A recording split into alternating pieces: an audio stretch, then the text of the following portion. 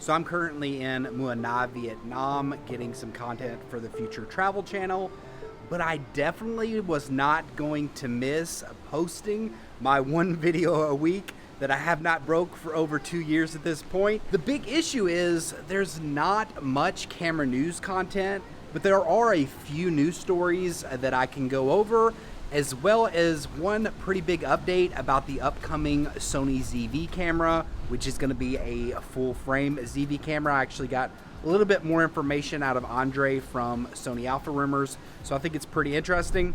First, let me go over some of the quick bits of information. So Canon Rumors came out and said that the Canon R5 Mark II is supposed to be coming before the Canon R1. That being said, they didn't really tell us anything because they have no idea when the R1 is coming out. Thanks for nothing. In a previous rumor, they said that the R5 Mark II was coming out, I believe it was Q2 of 2023, but it looks like they're kind of backing away from that rumor. They also had a lot of specs saying it was going to have, I think it was 8K 60 and oversampled 4K 120 down from 8K. I mean, it was some pretty incredible stuff, and it's possible that this camera will be great like that.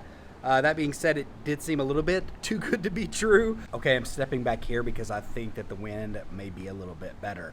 So next up, coming from Nikon Rumors, they say that Nikon has some major meetings set up for March, and they believe that we are getting closer to a Z8 release, which, I mean, technically, yeah, anytime we're moving forward, and if a Z8's actually coming, then we're getting closer. I thought my jokes were bad. But all jokes aside, maybe a Z8 is actually coming. Now, what do I personally expect out of a Z8? I really think that Nikon's going to do some pretty incredible things with the Z8. I actually think it's going to be very close to a Z9. I think it's going to be in a smaller body, like more like a, like a Z7 type body, or like a, Canon R5 body. It's going to be more of a direct competitor with the R5. But I can see them putting almost all the same specs in it from the Z9, and maybe withholding a little bit on the speed. Of course, it's not going to have the super big professional body, meaning that it's going to have a different battery. It's going to have the smaller battery. It's probably going to have one CF Express card instead of two. So they'll cut back on a few things just to say, hey, look, this is the one for really professionals who want the best of the best and want a reliable, strong camera. But I think most of the specs from the Z9 will be appearing in the Z8. At least that's what I believe, because Nikon's been extremely aggressive with their pricing and a lot of the things they've been doing, and I wish the best for Nikon. So I hope this Z8 is a real camera. I hope it comes out better and badder than we can even possibly imagine. And finally, a bit of an update on that new Sony ZV camera that's supposed to be a full frame camera. I made a joke at the end of my video. It wasn't exactly a joke, but it was just kind of like a wild speculation. And I said, what if it has the same sensor as, say, the A7S III, and it's like a point and shoot version of an A7S III? And I was kind of just completely throwing that out there randomly.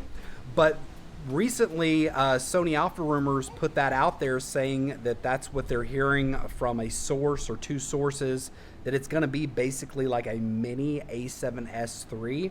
I think they even said it's going to have 4K 120. Something about it coming under $3,000. I hope that it's like way under $3,000, because like a point and shoot camera, I wouldn't expect to pay anything more than like $1,300 for a point and shoot camera, period. Unless you got like a Leica, I wouldn't do it. At first I thought somebody may be pulling Andre's leg, because I did just throw those specs out there. I thought maybe somebody saw it and then came from one source to another source, and they're just saying, oh, these are actually rumored, and it got passed on to him. So I reached out to him on his YouTube channel, but he said this was coming from a solid source. So I guess I'm just Nostradamus, and I'm predicting Sony's moves at this point. So the full frame ZV camera is supposed to have the A7S III sensor. It's going to be like a mini A7S III. Super cool. If it's for the right price, I can definitely see me wanting one. It would go great with my A7S III right now. But I bet they're going to give it the new menus that is in the FX3, and it's just going to annoy me that much more. Anyways, that's all for the news updates for this week. Hopefully we'll get some big news and I can make a dedicated video to it. If you happen to like this video, be sure to give it a thumbs up and consider subscribing. And until next time, peace.